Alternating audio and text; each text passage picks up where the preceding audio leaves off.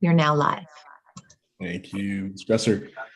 I will call to order the October 7th, 2021 meeting of the Legislative Council to order, and I'll ask Ms. Gresser to call the roll. Senator Pouliot. Present. Senator Timberlake. Present. Senator Daughtry. Present. Senator Vitelli is absent. Representative Stepkis. Here. Representative Dillingham. Here. Representative Talbot Ross. Here. Representative Dunphy. Present. Mr. President. Present. And Mr. Speaker. Present. Mr. Speaker, you have a quorum. Thank you. First item on the agenda is the summary of the September 23rd, 2021 meeting of the Legislative Council. This requires acceptance of the minutes. I would seek a motion. President Jackson. So moved by Representative Dillingham, seconded by Senator Pouliot. All those in favor, I'll just take a show of hands. Unanimous of those who showed their hand. Oh, there we go. Unanimous of those with hands. Thank you. Appreciate that. Reports from Executive Director and Staff Office Directors, we have none. Reports from Council Committees, we have none. Old business. Item number 1, review of recent federal regulations affecting the lobster industry. Discussion, and I'll turn it to President Jackson. Thank you, Speaker Fecto. Members of the council, obviously the last council meeting we had, we talked about this issue with lobster regulations in Maine. We had the opportunity to run an order to the entire legislature last Wednesday. I think reaffirming our ability to do anything we feel is appropriate in this issue. I think today, counsel for Local 207, the Damon Family Lobster Company, Fox Island Company, and Frank Thompson is here. In addition, I asked the Commissioner of DMR, Commissioner Kelleher, to attend if it would be appropriate with the council. I think because there may be legal issues. I mean, the suit is public, but the council and the commissioner's office may have things that they'd like to keep internal until the lawsuit is heard. If it's appropriate with the council, I'd like to ask that we move into executive session and hear from council and the commissioner's office. Thank you, President Jackson. Before we move into executive session, there's likely some information that probably is not suited for executive session, such as an overview of just the general details that aren't related to the litigation and strategy. I think the commissioner was going to present some of that information. And so I wonder if we first should have the commissioner speak to the current status of everything unrelated to litigation, and then we can move into executive session from there. President Jackson. That's fine. Okay. I just want to make sure that we're not talking about things in executive session that are supposed to be in public. So I guess I would turn it over to Commissioner Kelleher if you'd like to set the stage for us before we move into an executive session to discuss litigation strategy. Be happy to do that, Mr. Speaker. Mr. President, members of the Legislative Council, my name is Patrick Kelleher. I'm the Commissioner at the Maine Department of Marine Resources. I thought it'd be good to give you just a little snapshot of kind of where we are. We're here because of the North Atlantic right whale, which is a federally endangered species. And there are less than 400 animals. I believe the current population model estimates the population at 360 right whales.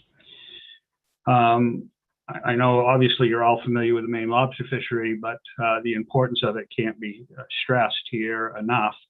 American lobster has been the highest single species valued fishery in the nation for the last several years, and Maine makes up about 85% of that value. And the landed value of Maine lobster here in the state is about $500 million a year. And there's another additional $1 billion in revenue from both direct and indirect sales that take place here in the state. So it's $1.5 billion fishery for the state of Maine. There are roughly 4,800 individual license holders here in Maine. And of those 4,800, roughly 1,200 of those individuals have hold a federal permit to fish in Lobster Management Area 1. And LMA 1, you may hear me say LMA 1, that's the offshore area, and it goes out about 40 miles from shore, depending on where you are along the Maine coast. This issue of right whales in these pending or now final rules has been in the development for over 2 years now. The Maine Department of Marine Resources, myself, and my staff have held over 60 meetings with the industry to develop the Maine proposal. And then we held another a dozen plus meetings with our lobster zone councils to help fine tune that proposals to create what we call conservation equivalencies. And those conservation equivalencies recognize the difference along the coast that we have, both the oceanographic differences, the bottom differences, the tidal issues in particular. And then we developed those, the draft plan that we submitted based on all of that input from all of those meetings. Our proposal to NOAA addressed those regional fishing practices, as I said, but in particular, we were developing these with the safety of our industry and fishermen in mind. In December of 2019, we submitted our proposal, and I'll get to this in a second. Much of that proposal has been accepted by the agency, the federal agency, NOAA, and was included, but several key components were not. And before we get into the rule, I just want to lay out there are two actions that that NOAA took in order to get us to this point that we're here today. The first is a biological opinion, the development of a biological opinion, and then second is the rule. The biological opinion has to be developed based on the Endangered Species Act. The biological opinion, or the ESA, excuse me, requires federal agencies to ensure that any action by a federal agency is not likely to jeopardize a species. Jeopardy, just so you understand the definition, is to engage in an action that reasonably would be expected to reduce appreciably the likelihood of survival and recovery of a species in the wild. And when they talk about that, that also includes reducing reproduction, reducing the numbers or the distribution of a species. So you'll hear me talk a lot about jeopardy and no jeopardy, and that's a critical component within the biological opinion. NOAA has concluded that the rule that has just been implemented and a 10-year management framework that is part of the biological opinion is likely to not cause jeopardy. So a no jeopardy finding has been found. That's very good news for the lobster fishery, in the sense that without a no jeopardy finding, the fishery could be closed, and then they would have to find remedies in order for the fishery to continue to then find that the fishery could be, or the biological opinion would then be no jeopardy. In order to reach this no jeopardy finding, there are many components at play here. The first is the rule that has just been finalized. The rule is a 60%, actually it totals almost 69% within the region, but a 60% risk reduction. In 2025, there will be another 60% risk reduction. And then at the end of 10 years, there will be an additional round of risk reductions to create a total of a 98% risk reduction from the Maine lobster fishery. And it's actually all fisheries combined, but obviously we're talking about the Maine lobster fishery here in particular. In order to achieve a 98% risk reduction at the end of 10 years, we need to reinvent what this fishery looks like. So we'll get to the details of that in a minute, but if you assume that there's no additional risk from vessel strikes or Canada does not continue to have mortality issues with their fisheries, in particular their snow crab fishery, then we should start to see a leveling off and a rebuilding of right whales. If we put all of these plans in place, the rule that exists now and future actions by the federal government to put more restrictions in place on the lobster fishery, and vessel strikes don't go down, and Canada continues to kill whales, then what will happen is this fishery could be shut down based on no, and that's under no control of us, right? I mean, this is the problem we have. This fishery, I've talked to, and I have daily conversations with license holders, and what license holders are looking for is some level of certainty. Where are they going to find stability? And I'm afraid it's going to be a very rough road over the next 5 to 10 years as we try to find stability. And that is almost the best case scenario, because the worst case scenario will happen in a DC courtroom if the plaintiffs have their way within those actions. And I'll get to that in a minute. The rule, which will be a big topic of the conversation here today, had good and bad in it. As I said, we were very pleased to see that much of what we developed directly with the lobster industry was included, including the trawling up. And when I say trawling up, when lobster fishermen fish more than a pair of traps, they'll have a buoy that'll go down to the bottom to the first trap, and then there'll be traps along a line. There could be 3, there could be 6, it could be 20 or 30, depending on the size of the boat and the individual's business plans. But a trawl is a line with multiple traps on it. So our proposed rule that we submitted to the federal agency dealt with traps on a trawl, and the farther you go offshore, the more traps you would put on a trawl, and the more traps you put on a trawl means fewer end lines. And it is that line that goes from the buoy to that bottom surface gear, which is the problem here. Those are the ropes that the right whales are supposedly getting entangled in. The other components of the rule include weak points to make the rope safer if a whale did come in contact with a end line, that end line would be able to break more easily. And depending on how far offshore would depend on how many weak points you would have to have in that line. Gear marking is another thing that is part of this rule. Maine will have a purple mark associated with the federal water fisheries. And we got ahead of this and did regulations ahead of this so we could make sure our gear was very specifically identified as Maine gear. But in the final rule, NOAA kind of pulled a fast one on us and said, yep, we agree with your gear marking, but you need to mark your gear more in the in-state waters, so they're requiring multiple green marks. And we can get into that, but it's this new gear marking configuration is going to come at a great cost to the lobster industry as well. And then the topic of the lobster union's lawsuit, which is the closed area in LMA1. It's just under 1,000 nautical miles that is going to be closed October, November, December, and January. So for a 4-month closure.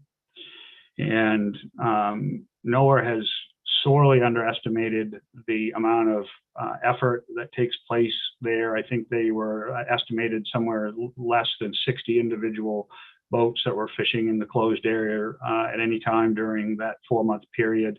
We believe the number could be as high as maybe even as high as 150. But we do not have 100% harvester reporting, so that is something that is an estimate on the department's part. I think, you know, that does, so the BIOP and the rule are really the key components of where we're at right now. I could go into a lot more detail, but there's a lot of things that I think we would just end up getting in the weeds that wouldn't benefit this conversation. I think the last thing to point out before council decides whether they're going to go into executive session is just to point out there are 4 pending cases on right whales. The first is litigation that was brought by the environmental groups, which include the Center for Biological Diversity, Conservation Law Foundation, and Humane Society.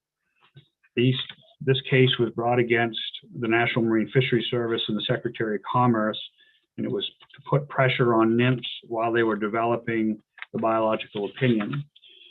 They were successful in having the biological opinion vacated and a new biological opinion put in place, and that's the one that I have just recently described.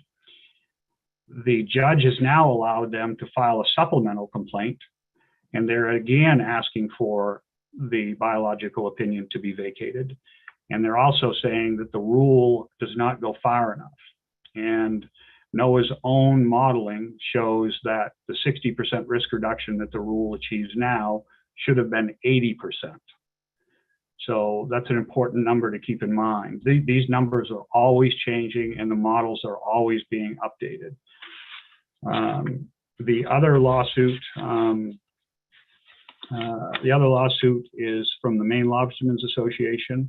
MLA has filed a separate suit in DC court requesting that the judge remand but not vacate. And that's an important distinction here, because if it vacates a BIOP, it could mean the closure of the fishery, but they're asking it to be remanded back to the agency to address shortcomings in the data and the modeling efforts that have taken place. It's a very targeted lawsuit dealing with the science associated with it. And then there is also a new case filed by Max Strahan. He calls himself the Prince of Wales, and we refer to him as Mad Max. He's been very successful in different cases in Massachusetts, and he has filed suit against NMFS, the Atlantic State Marine Fisheries Commission, of which I'm the current chair, and the Defenders of Wildlife, alleging ESA and marine mammal protection violations, and he is requesting injunctive relief. And then lastly is the Maine Lobstering Union. They have filed lawsuits, and I note that their attorneys are here. They have filed a lawsuit in Bangor in federal court challenging the inclusion of the closure in the final rule. So that lawsuit is specifically about the Marine Mammal Protection Act, where the other ones are really focused on the Endangered Species Act. And then beyond that, Mr. Speaker, I think I would be getting into potential details about how the approach that we're taking. So I would want to end my comments there, but we're happy to answer any questions pertaining to the rule or to the BIOP. Thank you, Commissioner Kelleher. Are there any questions from council for the commissioner? I just had a quick Representative question. Thank you, Speaker. The last comment that you just made, you said the 3 out of the 4 pending cases, 3 were under the Endangered Species Act, and the 4th by the Maine Lobster Union was around the inclusion of the closure, and you referred to that as the Marine Mammal Protection Act, Representative. Yep. The rules that were promulgated recently dealing with trawling up, gear marking, weak points in the closure were promulgated under a federal law called the Marine Mammal Protection Act. Thank you, Commissioner. Thank you, Speaker. And Commissioner, just as a point of clarity, it sounds like the pending litigation in DC from the environmental / animal welfare groups, would it be fair to say the intent is to really, basically shut down the lobster industry in Maine as we know it? I mean, or drastically change it as we know it? Yeah, absolutely. Their driver is to create a fishery that does not use ropes. And you'll hear the term ropeless fishing.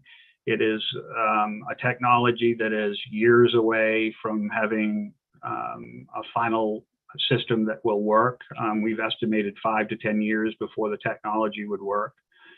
Ropeless fishing is problematic in many different ways, not only from just the daily operation of the fishery, but you have to remember that not only is there a lobster fishery that takes place offshore, there is also a mobile gear fishery that's fishing for groundfish. And if they can't see where the traps are, they can't fish. Or if they did fish, they would do a tremendous amount of damage to the lobster gear that was there.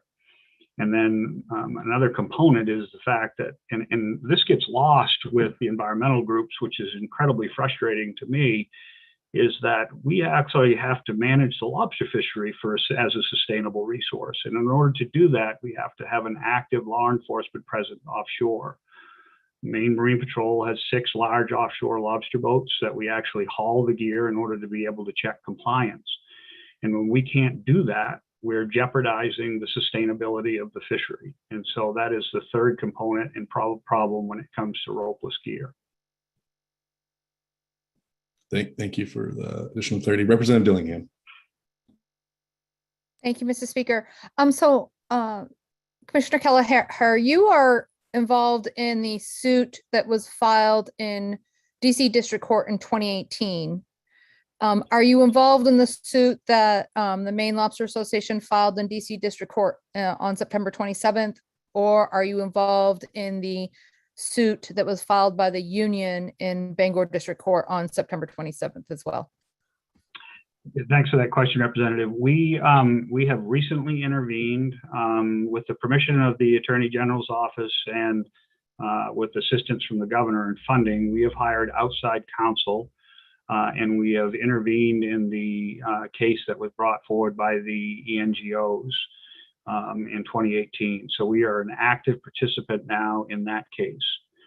The Maine Lobstermen Association case, we are not an active participant in yet. We believe, though, however, that that case is very likely to be consolidated with the ENGO case, in which case we will look at the motions that will be brought forward by MLA and very likely will be commenting on them from that standpoint. We are not a party to the case that has been filed in Bangor by the union, but we are watching it obviously very closely. Thank you very much. Any additional questions from council for the commissioner? President Jackson.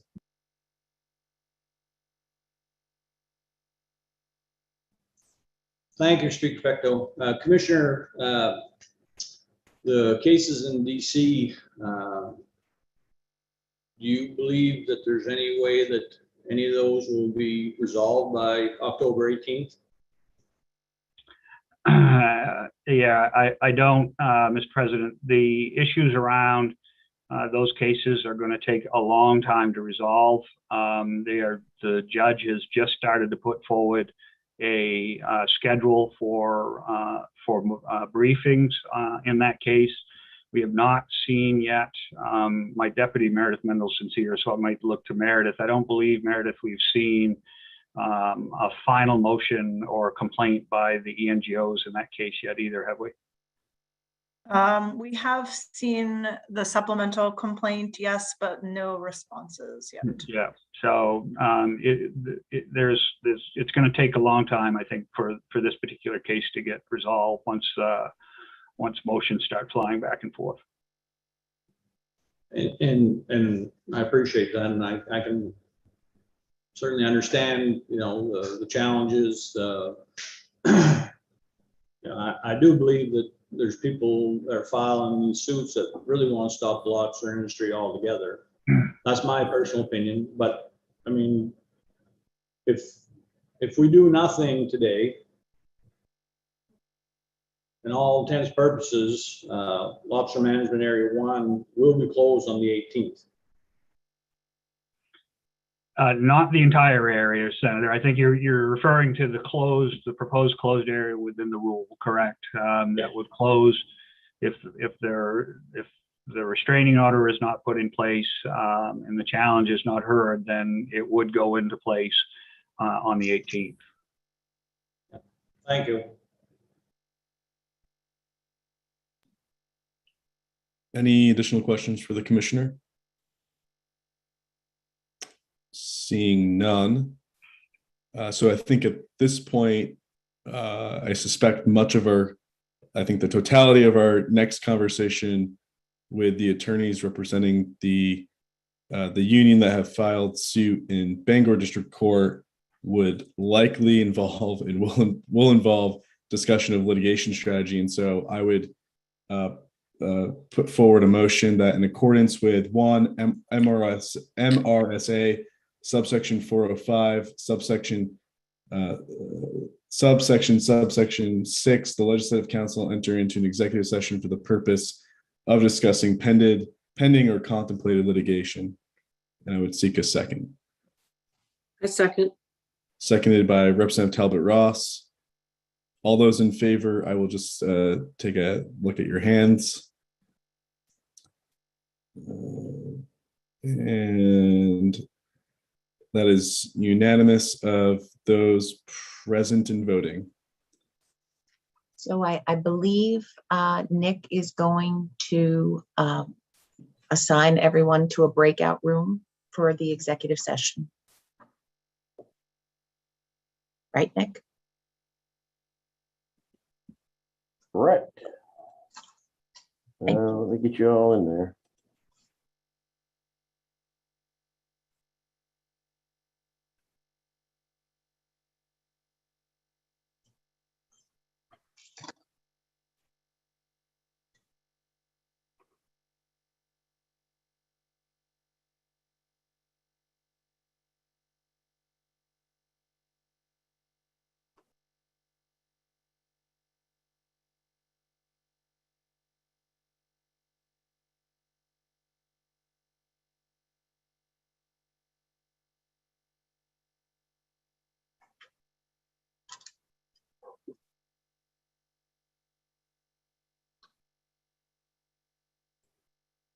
You're the only one left. Yep. So I've got to figure out. Just do this.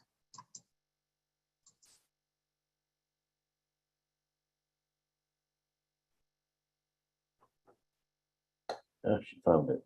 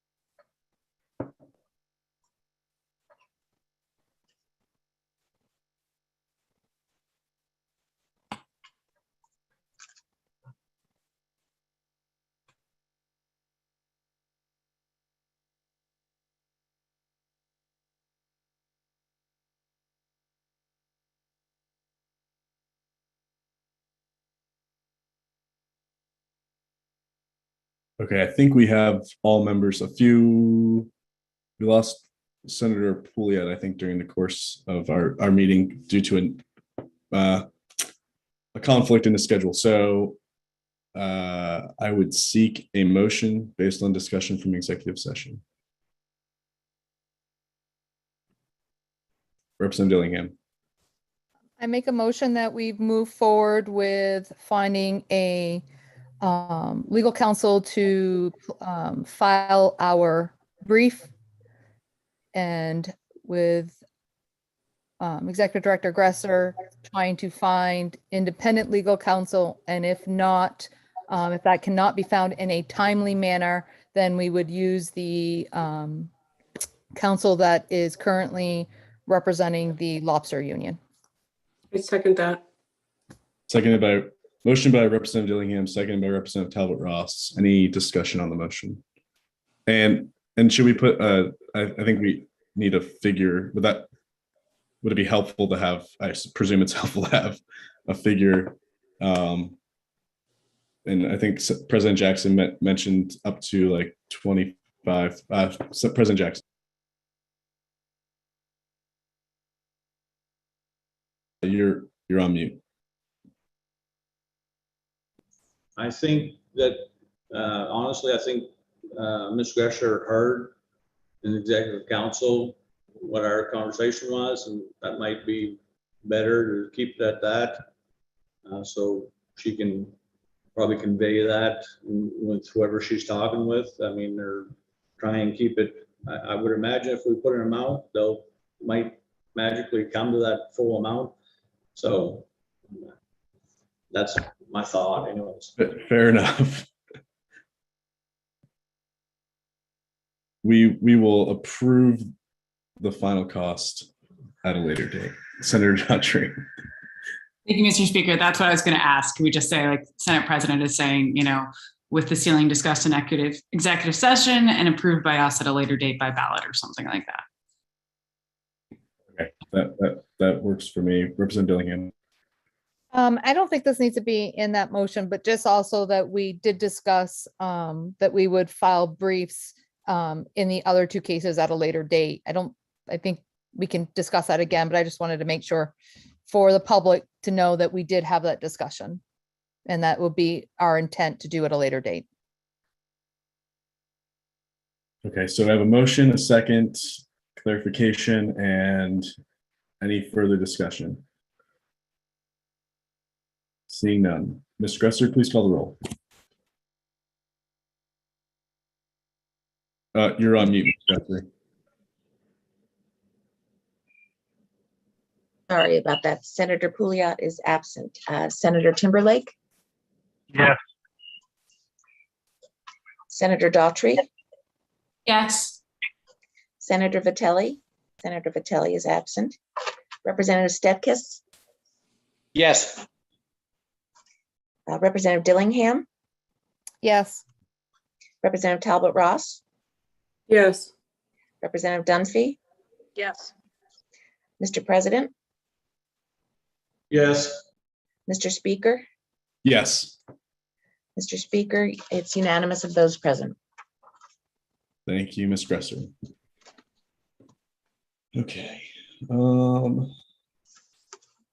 got rid of the agenda. Let me find it here.